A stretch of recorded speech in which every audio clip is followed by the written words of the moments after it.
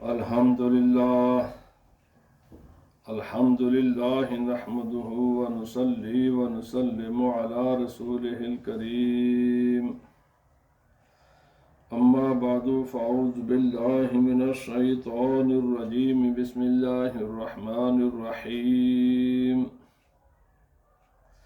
محمد رسول الله والذين معه أشداء على الكفار رحماء بينهم تراهم ركعا سجدا يبتغون فضلا من الله ورضوانا سيماهم في وجوههم من أثر السجود ذلك مثلهم في التوراة ومثلهم في الإنجيل كزرع أخرج شطأه فآزره فاستغلظ فاستوى على سوقه يعجب الزراع ليغيظ بهم الكفار.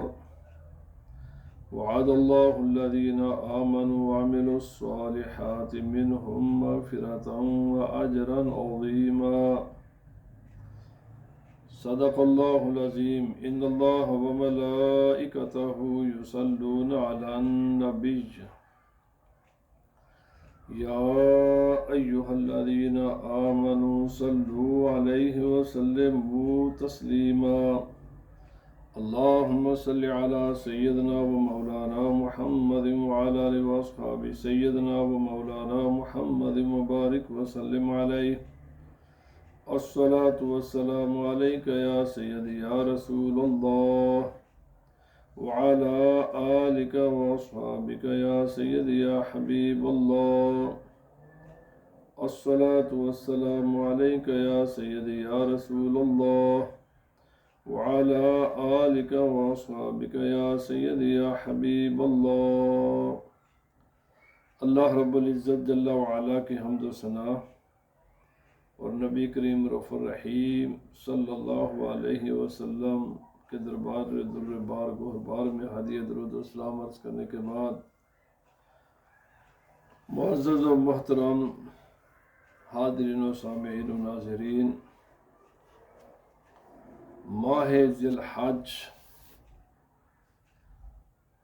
آج اس کی جو دوسرا عشرہ ہے وہ بھی اپنے اختتام کو پہنچ رہا ہے، اور اس کی 18 تاریخ کو رسول اللہ صلی اللہ علیہ وسلم کے تیسرے خلیفہ حضرت سیدنا عثمان غنی ذو النورین رضی اللہ تعالی عنہ کا یوم شہادت ہے، اور اس لیے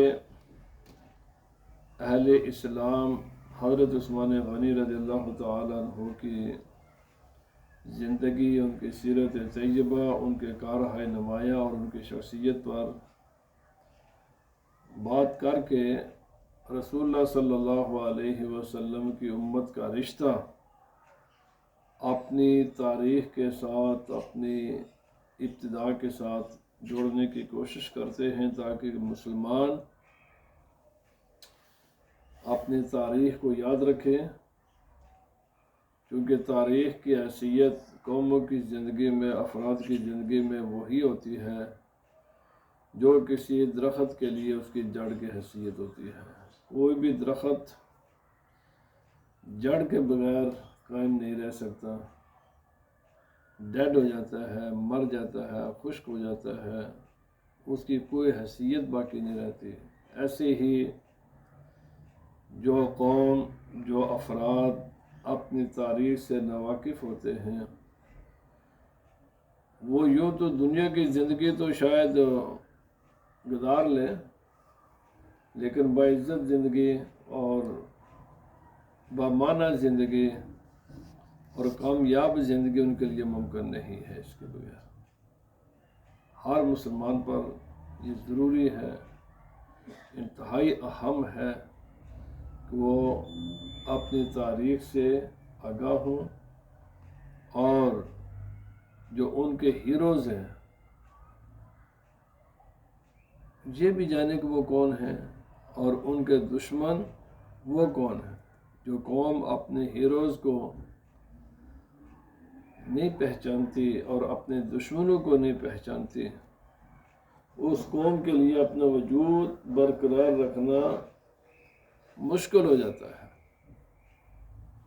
اس لیے میں نے بھی آج حضرت امیر المومنین حضرت سیدنا عثمان غنی رضی اللہ تعالی عنہ، جو رسول اللہ صلی اللہ علیہ وسلم کے تیسرے خلیفہ برحق ہیں اور فضیلت میں تیسرے نمبر پر ہیں، ہمارے اہل سنت و جماعت کا یہ اجماعی عقیدہ ہے کہ افضل البشر بعد الانبیاء، یعنی انبیاء کرام کو چھوڑ کر سب سے افضل ترین شخصیت حضرت سیدنا ابو بکر صدیق رضی اللہ تعالی عنہ کی ہے، اور حضرت سیدنا ابو بکر صدیق رضی اللہ تعالی عنہ کے بعد حضرت سیدنا عمر رضی اللہ تعالی عنہ افضل البشر بعد الانبیاء ہیں، حضرت ابو بکر صدیق کے بعد، اور حضرت سیدنا ابو بکر صدیق اور حضرت سیدنا عمر رضی اللہ تعالی عنہما کے بعد تمام انسانیت میں انبیاء کرام اور ان دو شخصیات کو چھوڑ کر افضل ترین شخصیت حضرت عثمان غنی رضی اللہ تعالی عنہ کی ہے، یعنی جو ترتیب خلافت ہے وہی ترتیب فضیلت ہے۔ تو اس لیے وقت انتہائی مختصر ہوتا ہے، اس مختصر وقت میں تمام باتیں عرض کرنا ممکن نہیں ہوتا۔ ابھی میں اسی امام جلال الدین سیوطی علیہ الرحمہ نے لکھا ہے، اسی کتاب میں لکھا ہے کہ بزبان رسالت مآب صلی اللہ علیہ وسلم، نبی صلی اللہ علیہ وسلم نے خود اپنی زبان اقدس سے جو حضرت عثمان غنی رضی اللہ تعالی عنہ کی عظمت و فضیلت کو بیان فرمایا، اور وہ احادیث جو ہم تک پہنچی ہیں، فرمایا وہ 146 احادیث ہیں، یعنی 146 مرتبہ نبی پاک صلی اللہ علیہ وسلم نے اپنی زندگی میں صحابہ کرام کے سامنے حضرت عثمان غنی رضی اللہ تعالی عنہ کی عظمت و شان کو بیان فرمایا۔ اب خود یہ اندازہ لگائیں، جن کی عظمت خالق کائنات اللہ رب العزت قرآن مقدس میں بیان فرمائے، جن کی عظمت کو محبوب خدا جناب محمد الرسول اللہ صلی اللہ علیہ وسلم بیان فرمائے، جن کی عظمت پر تمام صحابہ کرام گواہ ہوں، ان کی عظمت و شان کیا ہوگی۔ اس لیے چونکہ ان کا تعلق نبی پاک صلی اللہ علیہ وسلم کے ساتھ بہت گہرا تھا، یعنی دین کے علاوہ جو خاندانی اور جو بلڈ ریلیشن تھی وہ بھی بہت قریب کی تھی۔ آپ والد کی طرف سے چوتھی پیڑھی میں، یعنی یا چوتھی پیڑھی میں چوتھے درجے پر جا کر نبی پاک صلی اللہ علیہ وسلم کے خاندان کے ساتھ، یعنی نبی صلی اللہ علیہ وسلم کا نسب اور حضرت عثمان غنی کا نسب آپس میں مل جاتا ہے۔ اور والدہ کی طرف سے اس میں صرف ایک واسطہ ہے،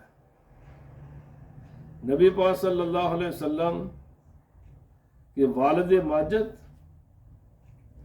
اور حضرت عثمان غنی رضی اللہ تعالی عنہ کی والدہ ماجدہ، یہ بہن بھائی ہیں، یعنی ایک بیٹے کی اولاد حضرت عبد المطلب کے ایک بیٹی کی اولاد حضرت نبی پاک صلی اللہ علیہ وسلم ہے، اور بیٹی کی اولاد حضرت عثمان غنی رضی اللہ تعالیٰ عنہ، نبی وسلم کی پھوپھی تھی۔ تو والدہ کی طرف سے عثمان غنی اور سیدھے والدہ، والد کی طرف سے چوتھی پیڑھی پر جا کر نبی پاک صلی اللہ علیہ وسلم سے ان کا نسب مل جاتا ہے۔ اور آپ کی پیدائش، رسول اللہ صلی اللہ علیہ وسلم کی پیدائش ہوئی ہے عام الفیل کے سال 6 ماہ بعد۔ یہ جو علم تر کیف فعل ربک باصحاب الفیل قرآن پاک میں جس اصحاب فیل کا جس واقعے کی طرف اشارہ ہے، یہ رسول اللہ صلی اللہ علیہ وسلم کے ایک روایت کے مطابق 6 ماہ پہلے یہ واقعہ رونما ہوا، اور ایک روایت کے مطابق 56 روز پہلے، یعنی 56 ڈیز پہلے، جو بھی مانے، اسی کو اصحاب عام الفیل بھی کہا جاتا ہے۔ 6 سال بعد، یعنی ان کی عمر میں اور نبی کریم رؤوف الرحیم صلی اللہ علیہ وسلم کی پیدائش میں 6 سال کا فرق ہے۔ یہ 6 سال بعد پیدا ہوئے ہیں نبی پاک صلی اللہ علیہ وسلم کی ولادت کے بعد۔ آپ نے اسلام کی خاطر 2 ہجرتیں فرمائی ہیں۔ ایک یعنی پہلی ہجرت جب صحابہ کرام نے کی، آپ ان کے بھی ساتھ تھے، اور جو دوسری ہجرت کی اس میں بھی 2 ہجرتیں، اسلام کے لیے انہوں نے اپنا گھر بار وطن سب کچھ چھوڑا، اور اسلام قبول کرنے کے حوالے سے حضرت عثمان غنی رضی اللہ تعالیٰ عنہ، حضرت ابوبکر صدیق، حضرت سیدنا زید بن حارثہ، اور حضرت مولا کائنات حضرت علی شیر خدا رضی اللہ تعالی عنہ، اور حضرت سیدہ خدیجہ رضی اللہ تعالی عنہا کے بعد آپ قدیم الاسلام ہیں، یعنی آپ ان 5 یا 6 میں سے ایک ہیں جنہوں نے سب سے پہلے اسلام قبول کیا۔ قدیم الاسلام، پوری زندگی جیسے ہی نبی کریم رؤوف الرحیم صلی اللہ علیہ وسلم نے اعلان نبوت فرمایا اور آپ نے حضرت سیدنا صدیق اکبر رضی اللہ تعالی عنہ کے سامنے اظہار فرمایا، حضرت ابوبکر صدیق رضی اللہ تعالی عنہ نے اسلام قبول کیا، اور پھر حضرت سیدنا ابوبکر صدیق رضی اللہ تعالی عنہ نے رسول اللہ صلی اللہ علیہ وسلم کی نبوت و وحی کی اطلاع حضرت عثمان غنی رضی اللہ تعالی عنہ کو دی، اور آپ نے پھر رسول اللہ صلی اللہ علیہ وسلم کا کلمہ پڑھا۔ قدیم الاسلام، اور نبی کریم رؤوف الرحیم صلی اللہ علیہ وسلم نے اپنی صاحبزادی حضرت رقیہ رضی اللہ تعالی عنہ کا نکاح اعلان نبوت سے پہلے حضرت عثمان غنی رضی اللہ تعالی عنہ سے فرمایا تھا۔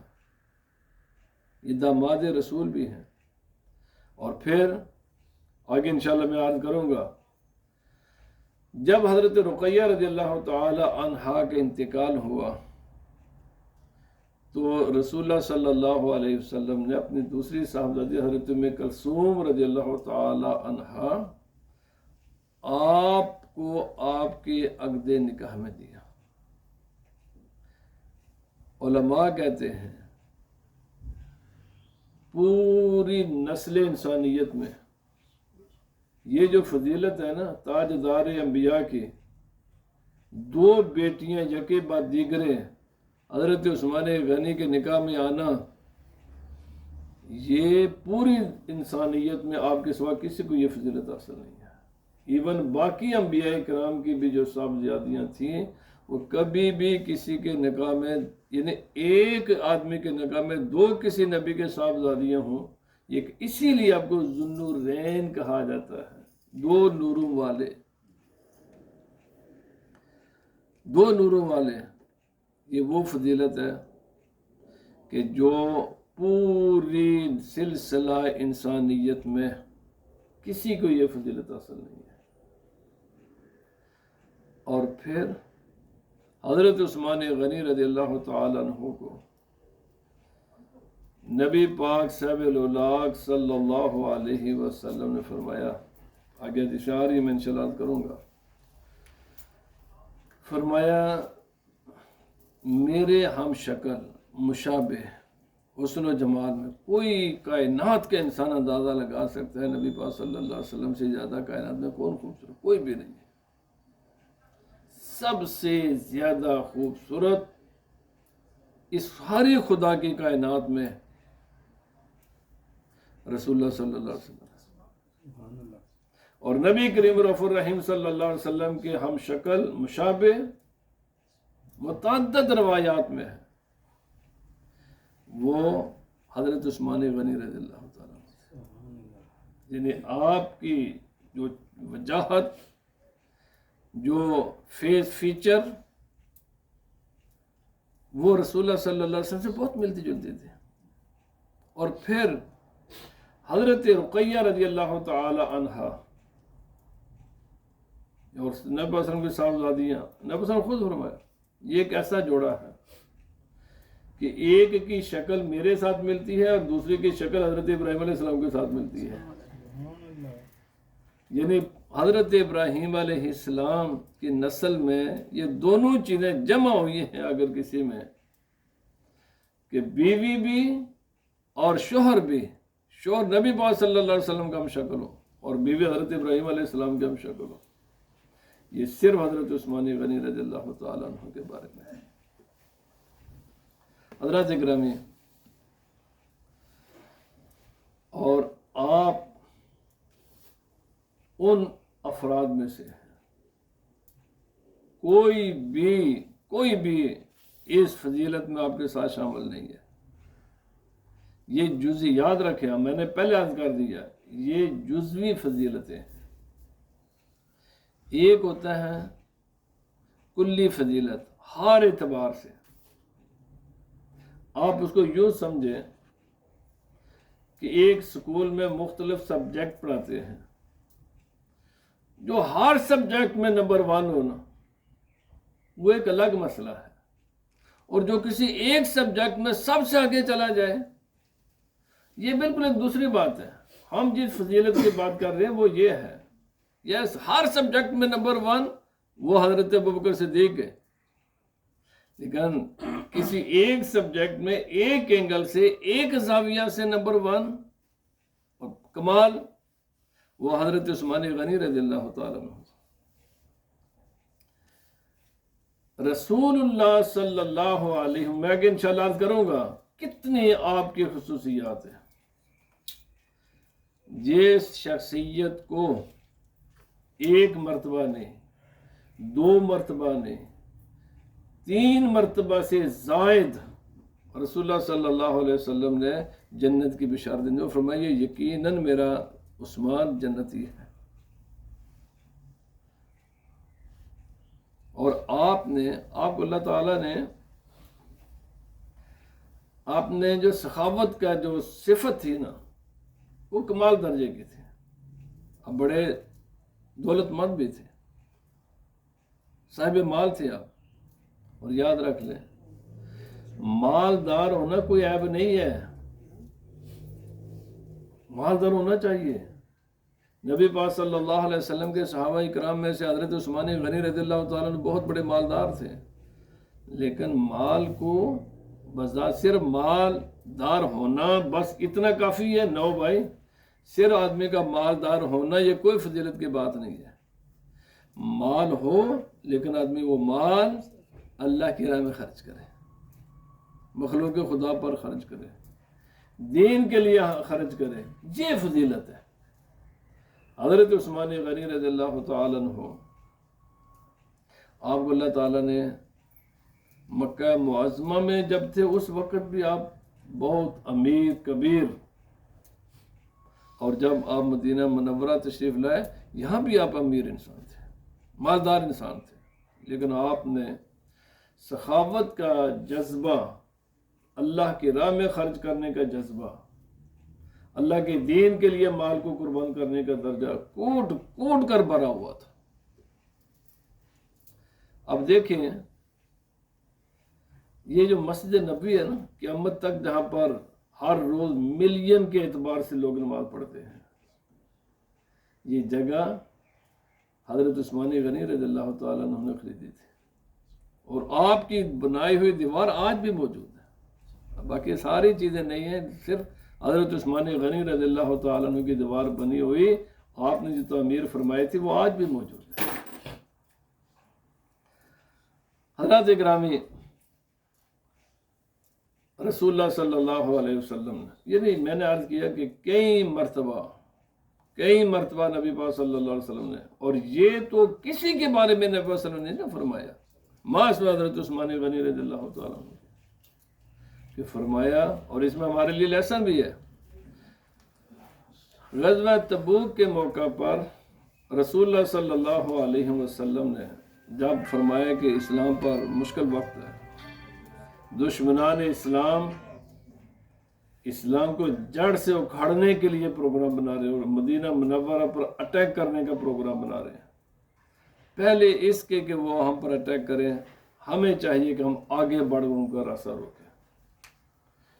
یہ گرمی کا موسم تھا اور کم و بیش تقریباً 30,000 صحابہ کرام نے یہ 600-700 کلومیٹر دور جانا تھا، گرمی کا موسم، 30,000 افراد، انہیں اسلحہ بھی چاہیے، انہیں آنے جانے کے لیے سواریاں بھی چاہیے، انہیں میرے بھائی آدمی کو کھانا بھی چاہیے۔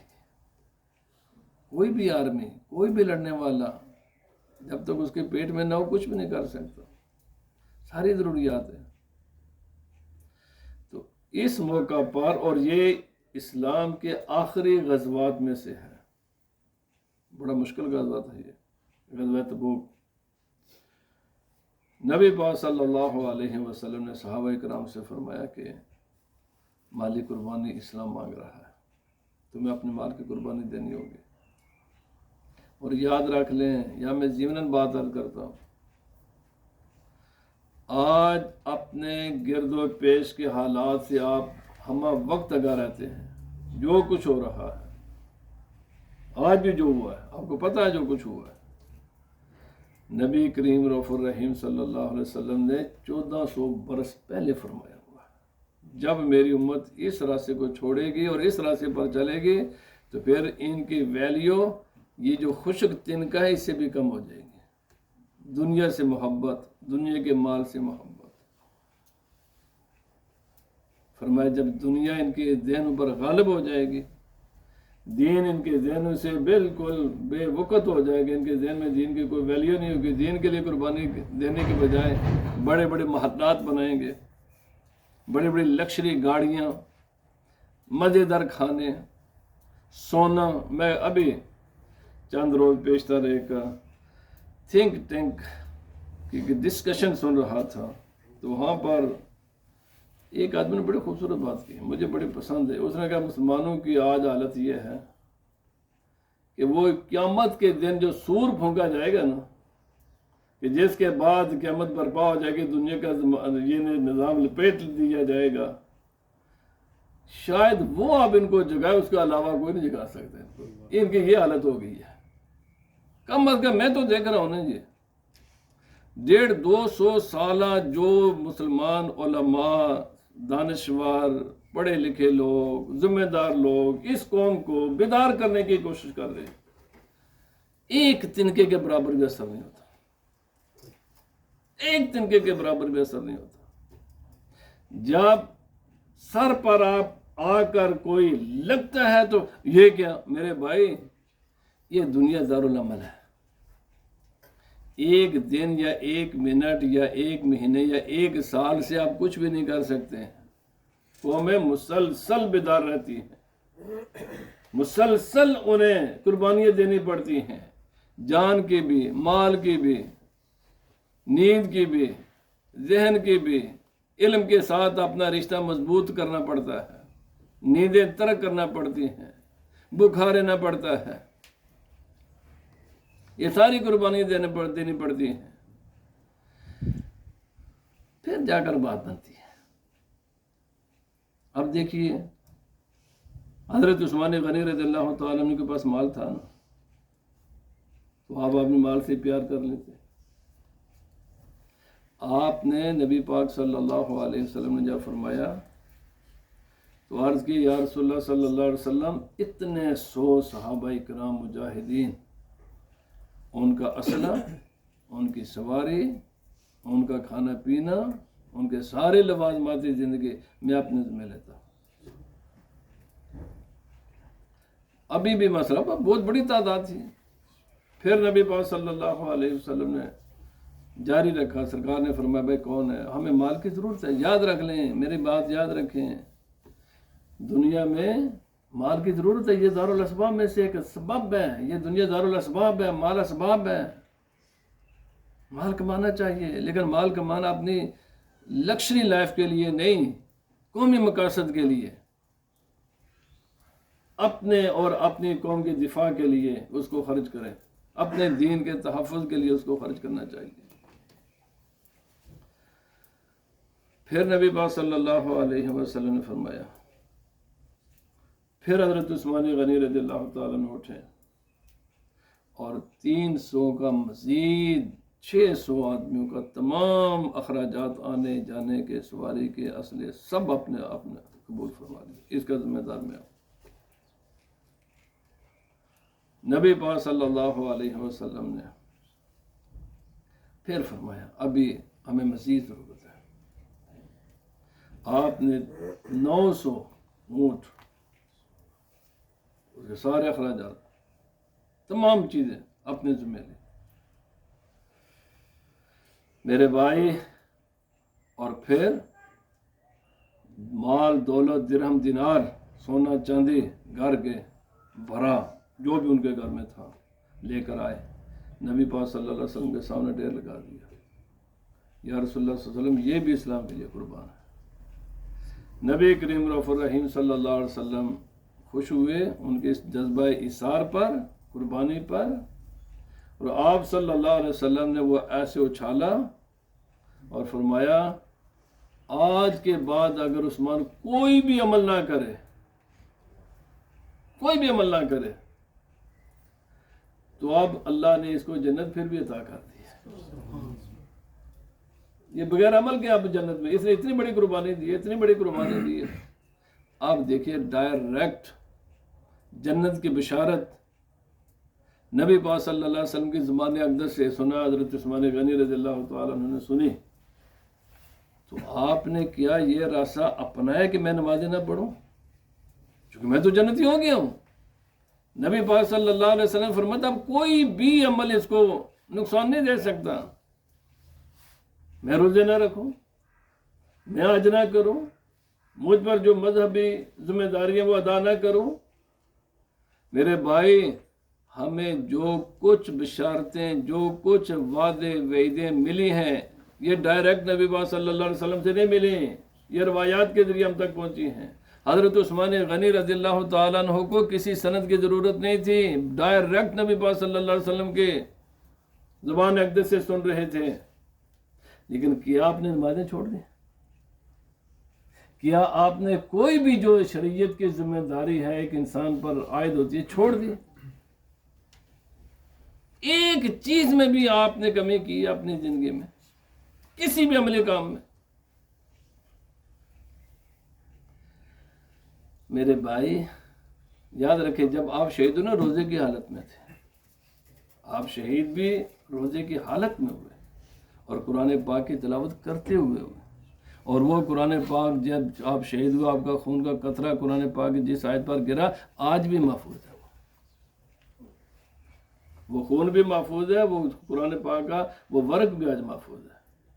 آپ تلاش کریں گے آپ کو مل جائے گا کہ دنیا کی، میرا خیال ماسکو میں ہو اس وقت. ہم تو اس قرآن پاک کی حفاظت نہیں کر سکے. ہماری تمام لٹریچر افسوس کے ساتھ کہنا پڑتا ہے، کوئی فرانس میں، کوئی لندن میں، کوئی ماسکو. کیوں بھائی؟ ہم نے اپنے دولت کی حفاظت کیوں نہیں کی؟ سستی کی وجہ سے. ہم ساری کی سارا فوکس اب اچھا کھانا کھائیں، اچھا لباس پہنیں، پھر سوئیں مزے کے ساتھ، اور مرضی کے ساتھ اٹھیں اور مرضی کے ساتھ سوئیں. میرے بھائی یاد رکھیں، کوئی بھی دنیا کی قوم کسی کی حفاظت نہیں کرتی. ہر قوم کو اپنی حفاظت خود ہی کرنا پڑتی ہے. ہر قوم کو اپنے دفاع خود ہی کرنا پڑتا ہے.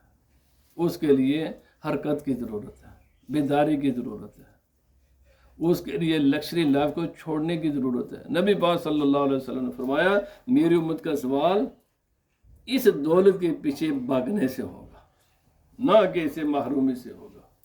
یہ حدیث پاک ہے، اٹھائیں مسلم شریف کا حدیث پاک.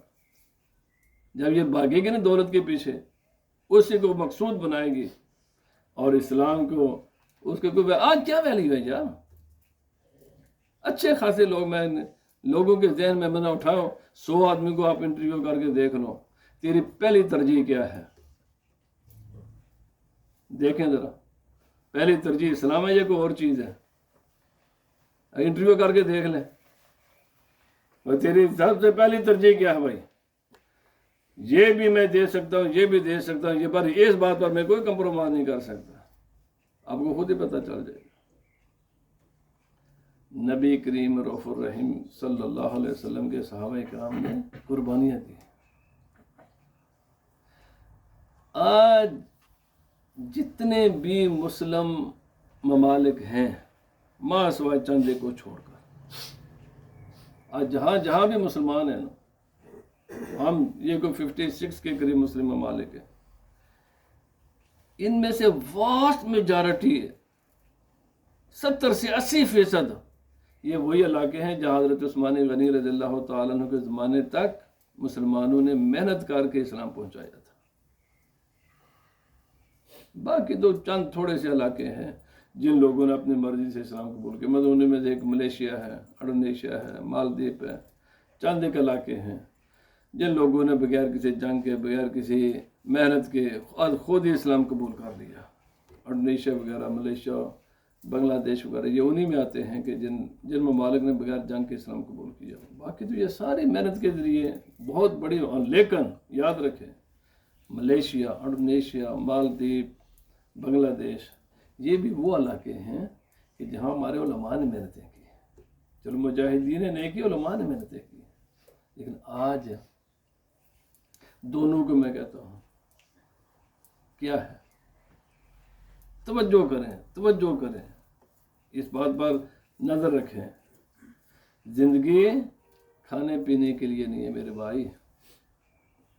جب یہ لکشری لائف کا کوئی بھی سامان نہیں تھا، نہ یہ گاڑیاں تھیں، نہ یہ مزیدار کھانے تھے، نہ یہ کمال قسم کے کپڑے تھے، نہ یہ بہترین قسم کے مکان تھے، یہ سب کچھ میری نظروں کے سامنے بنا ہے۔ اب میری 60-70 سال میں نے اگر یہ اس کے میں بہت کم دنیا کی ایسی چیزیں ہیں نہیں جن کی زندگی مجھ سے زیادہ ہوگی، کم ہے، زیادہ تر وہی جو میں نے اپنی آنکھوں کے سامنے دیکھی ہوئی ہے۔ تو کیا انسان زندہ نہیں رہا؟ میرے بھائی، انسان ہر حال میں اپنی زندگی پوری کرتا ہے، ہر حال میں کرتا ہے۔ یہ انسان پر ہے وہ کس طریقے سے اپنی زندگی کو گزارنا چاہتا ہے۔ حضرت سیدنا عثمان غنی رضی اللہ تعالیٰ عنہ نے، اب یہ مدینہ منورہ میں پانی کا مسئلہ تھا، پانی ضرورت ہے انسان کی۔ ایک ہی میٹھے پانی کا کنواں تھا، بیر روما، آپ جانتے مشہور ہے یہودیوں کا وہ مسئلہ۔ آپ نے وہ 20,000 درہم خرچ کر کے خریدا اور مسلمانوں کے لیے وقف کیا۔ اور نبی پاک صلی اللہ علیہ وسلم نے فرمایا تھا جو بھی اس چشمے کو خرید کر مسلمانوں کے لیے وقف کر دے وہ جنتی ہے۔ حضرت عثمان غنی نے آج بھی، میں خود گیا ہوں، میں نے وہاں میں نے وہاں جا کر میں نے خود دیکھا ہے، وہاں پر عثمان غنی کا آج بھی نام لکھا ہوا ہے، وہ چشمہ بھی ہے، وہ سب کچھ میرے بھائی، وہ سب کچھ آج بھی موجود ہے۔